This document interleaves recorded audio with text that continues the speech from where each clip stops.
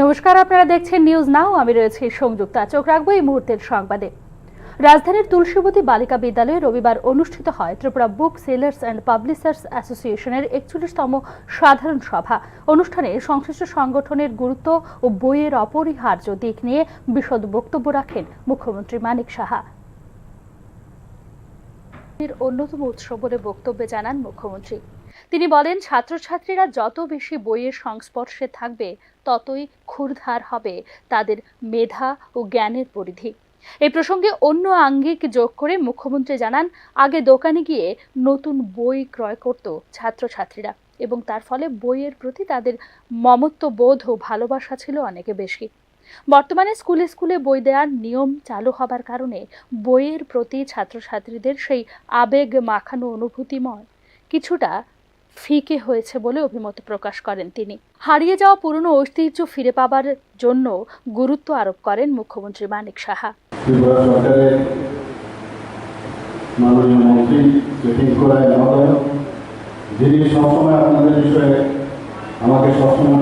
শিক্ষাঙ্গনে Tripura book sellers and publishers অ্যাসোসিয়েশনের বিশেষ গুরুত্বপূর্ণ ভূমিকার কথা ওই দিন বক্তব্যে তুলে ধরেন মুখ্যমন্ত্রী।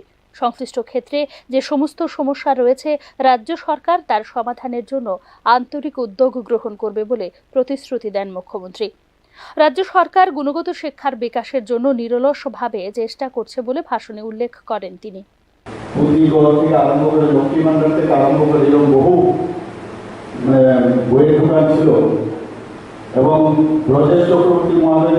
Tripura book sellers and publishers অ্যাসোসিয়েশনের অনুষ্ঠানে অন্যান্যদের মধ্যে উপস্থিত ছিলেন মন্ত্রী রিঙ্কু রায় ও বুক সেলার্স অ্যাসোসিয়েশনের নেতৃত্বরা। Bureau report, news now. প্রধানমন্ত্রী নরেন্দ্র মোদীর আমেরিকা সফরে ২৯৭টি প্রাচীন সামগ্রী ভারতকে ফেরত দিল জো বাইডেন প্রশাসন। কূটনৈতিক আলাপ আলোচনা ও বিশ্বের তাবর রাষ্ট্রপ্রধানদের সঙ্গে বৈঠক করতে আমেরিকা সফরে গিয়েছেন প্রধানমন্ত্রী নরেন্দ্র মোদী। তার সফরের মধ্যেই প্রকাশ হলো ভারত আমেরিকার মজবুত সম্পর্কের আরেকটি দিক। আমেরিকায় পাচার হওয়া ২৯৭টি প্রাচীন সামগ্রী ভারতকে ফেরত দিল আমেরিকা। বিভিন্ন সময়ে এগুলো ভারত থেকে পাচার করা হয়েছিল বিদেশে। ২০২১ সালে মোদি যখন আমেরিকা সফরে গিয়েছিলেন তখন ফেরানো হয়েছিল ১৫৭টি প্রাচীন সামগ্রী। তার মধ্যে ছিল দ্বাদশ শতাব্দীর একটি নটরাজের মূর্তি। ব্রোঞ্জের সেই মূর্তি ঐতিহাসিক দিক থেকে যথেষ্ট গুরুত্বপূর্ণ।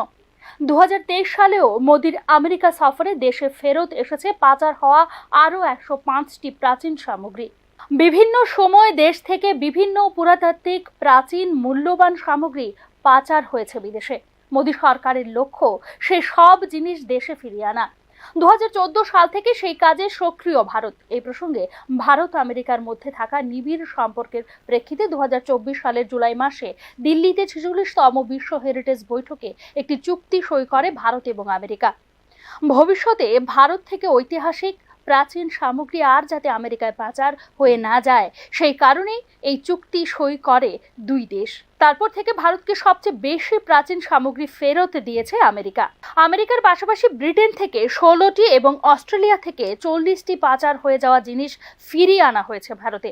আমেরিকা সফরে রাষ্ট্রপতি জো বাইডেনের সঙ্গে একান্ত বৈঠক করেছেন প্রধানমন্ত্রী নরেন্দ্র মোদী।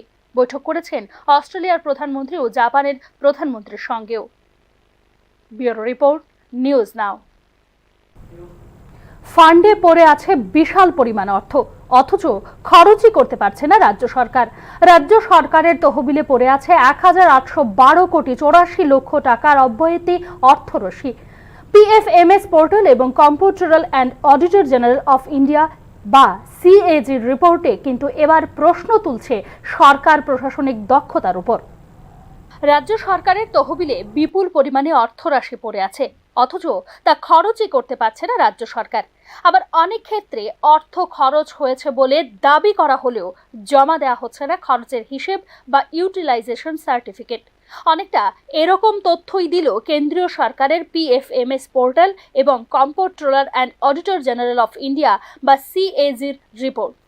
২০২৩ সালের আগস্ট মাসে রাজ্য সরকার যে রিপোর্ট পেশ করেছে সিএজির কাছে, তাতে দেখা যায় ভারত সরকার থেকে বিভিন্ন কেন্দ্রীয় প্রকল্প বাবদ ৩,৪৭৫ কোটি ৪০ লাখ টাকা পেয়েছে রাজ্য সরকার।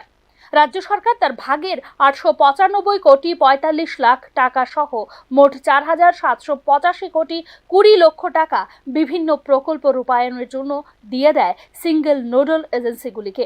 কিন্তু 31 মার্চ 2023 পর্যন্ত 1,812 কোটি 84 লক্ষ টাকা আনইউটিলাইজড বা অব্যয়তি বলে PFMS পোর্টালে উল্লেখ করেছে কেন্দ্রীয় সরকার। এই সম্পর্কে রাজ্য সরকারের দৃষ্টি আকর্ষণ করা হলে বিষয়টি নিয়ে কি স্পষ্টীকরণ দেওয়া হয়েছে তা জানায়নি সরকার। শুধু এখানেই শেষ নয়, বিভিন্ন দপ্তরের 967 কোটি 94 লক্ষ টাকা খরচের 1232টি ইউটিলাইজেশন সার্টিফিকেট CAGর কাছে জমা দেয়নি রাজ্য সরকার।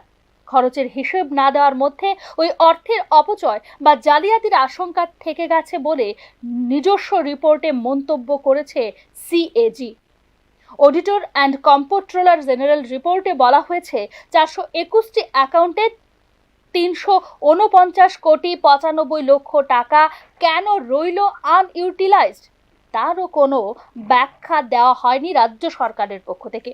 574 জন ডিডিওর ব্যাংক অ্যাকাউন্টে মোট 499 কোটি 53 লক্ষ টাকা কেন রইল অব্যয়িত তারও ব্যাখ্যা পাওয়া যায়নি বলে জানিয়েছে CAG। রাজ্য সরকারের 43টি সংস্থা বা কর্তৃপক্ষের মধ্যে 11টি সংস্থা একেবারে শুরু থেকে আজ পর্যন্ত কোনো অ্যাকাউন্টই পেশ করেনি রিপোর্ট উল্লেখ করেছে CAG। এক্ষেত্রে 32টি সংস্থা বা কর্তৃপক্ষের হিসেব বকেয়া রয়েছে বছরের পর বছর বলেও জানিয়েছে CAG। রাজ্যের লোকাশনে চলা স্টেট পাবলিক সেক্টর এন্টারপ্রাইজগুলোর আর্থিক শৃঙ্খলা ফিরিয়ে আনার উপর রিপোর্টে গুরুত্ব দিয়েছে CAG। সরকার নিয়ন্ত্রিত বা অধিগৃহীত স্টেট পাবলিক সেক্টর এন্টারপ্রাইজে যে লোকসান চলছে সেই সম্পর্কে রিপোর্টে রাজ্য সরকারের দৃষ্টি আকর্ষণ করেছে CAG। 2022-23 অর্থবর্ষে ত্রিপুরা রাজ্য বিদ্যুৎ নিগমের লোকসান দাঁড়িয়েছে 742 কোটি 50 লক্ষ টাকা, যেখানে 2019-20 আর্থিক বর্ষে TRTCর লোকসান 288 কোটি 4 লাখ টাকা। 4টি সংস্থা এখনো লাভের মুখ দেখেনি বলে রিপোর্টে উল্লেখ করেছে CAG।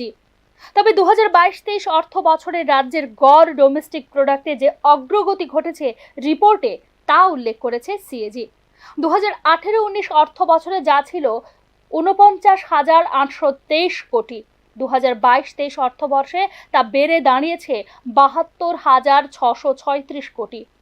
রাজ্যের নিজস্ব রাজস্ব আগের বছরের তুলনায় 383.37 কোটি অর্থাৎ 14.65% বৃদ্ধি পেয়েছে বলেও রিপোর্টে উল্লেখ করেছে CAG। অর্থাৎ 2021-22 তা ছিল 2,616.31 কোটি, 2022-23 তা বেড়ে দাঁড়িয়েছে 2,999.68 কোটি টাকা। কিন্তু বিধানসভা থেকে অতিরিক্ত ব্যয় বরাদ্দের অনুমোদনের পেছনে কোনো যুক্তিগ্রাহ্য ছিল না বলেও রিপোর্টে উল্লেখ করেছে CAG। রাজ্যের সঞ্চিত তহবিলের পরিমাণ যেখানে 9,002.62 কোটি, সেখানে 3,065.37 কোটি টাকার অতিরিক্ত ব্যয় বরাদ্দের কোনো প্রয়োজন ছিল না বলে মন্তব্য করেছে CAG। এদিকে বিশাল পরিমাণ অর্থরাশি খরচ না করতে পারা এবং অনেক ক্ষেত্রে খরচের হিসেব না দিতে পারার কারণে প্রশ্ন উঠছে সরকারের প্রশাসনিক দক্ষতা নিয়ে। শুধু তাই নয়, সময় মতো ইউটিলাইজেশন সার্টিফিকেট না জমা হলে বিভিন্ন কেন্দ্রীয় প্রকল্পে অর্থ মঞ্জুর না হবার আশঙ্কা থেকে যায় বলে মনে করছেন সংশ্লিষ্ট তথ্যবিজ্ঞ মহল। Bureau report, news now. এখন সময় একটি বিজ্ঞাপন বিরতির। ফিরছে বিরতির পর চোখ রাখুন নিউজ নাও এর পর্দায়। আপনি নাও, আমরা জানি কোনটা খবর। তুমি আছো রান্নাঘরে, তাই সুগন্ধে ভরে, যা খুশি তেমনই খাই, তোমার জাদুর রান্নায় থাকে শুধু লংতরাই, থাকে শুধু লংতরাই। কত কেজি রান্না হয়, মন তাই করছো জয়, ভালোবেসে বলছি তাই, রান্নায় তোমাকে চাই, চাই শুধু লংতরাই, চাই শুধু লংতরাই। লংতরাই গুঁড়ো মশলা, রান্নায় তোমাকে চাই, চাই শুধু লংতরাই। Step into the realm of Assam Downtown University, where we encourage success, experience the pinnacle of academic excellence, and live your best days. আপনি দেখছেন নিউজ নাও, আমরা জানি কোনটা খবর। বিরতির পর স্বাগত, আবারও চোখ রাখছি সংবাদে। আসন্ন দুর্গাপূজাকে সামনে রেখে রবিবার রাজধানীর পূর্ব থানায় অনুষ্ঠিত হলো বৈঠকে উপস্থিত ছিলেন পূর্ব থানার ওসি সহ বিভিন্ন ক্লাবের প্রতিনিধিরা, অগ্নি নির্বাপক দপ্তর, আগরতলা পুর নিগম সহ সংশ্লিষ্ট দপ্তরের আধিকারিকরা। শান্তি শৃঙ্খলা বজায় রেখে কিভাবে শারদ উৎসব সম্পন্ন করা যায় সেই লক্ষ্য নিয়ে বৈঠকের আয়োজন করা হয়েছে বলে জানান পূর্ব থানার ওসি। বৈঠকে পূজার সঙ্গে যুক্ত প্রাসঙ্গিক বিভিন্ন বিষয় নিয়ে বিস্তারিত আলোচনা করেন উপস্থিত প্রতিনিধিরা। আরক্ষা দপ্তরের উদ্যোগে অনুষ্ঠিত হয় এই বৈঠক।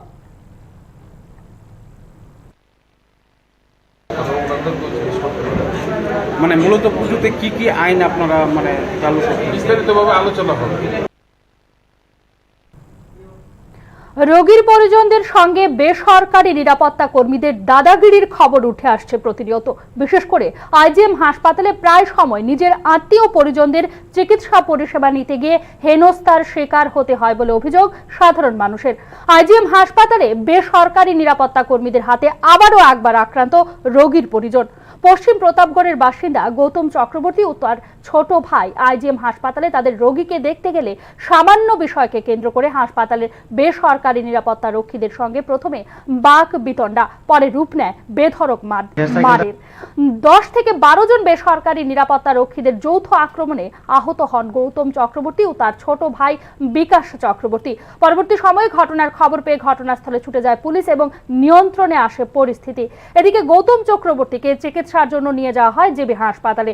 বিকাশ চক্রবর্তীকে উদ্ধার করে নিয়ে আসে পুলিশ। বেসরকারি নিরাপত্তা কর্মীদের এই দাদাগিরি রুখতে কোনো ধরনের পদক্ষেপ নিতে দেখা যায়নি ঊর্ধ্বতন কর্তৃপক্ষকে।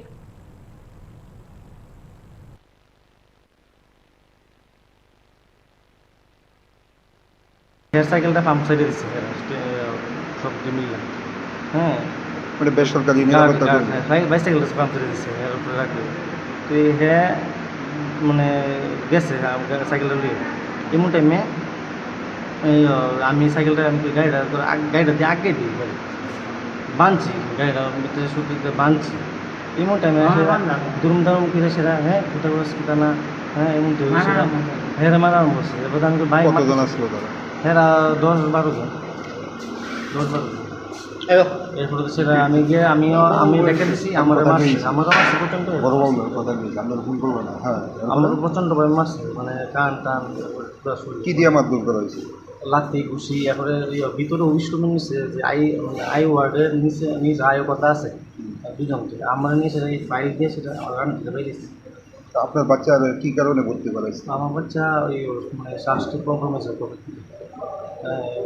সৌরাবি ভর্তি করেছে। নাম কি আপনার? আমার নাম গৌতম চক্রবর্তী, বাড়ি কোন জায়গায়? এখনকার মতো সংবাদ এখানেই শেষ করছি। সমস্ত আপডেটস পেতে চোখ রাখুন নিউজ নাও এর পর্দায়।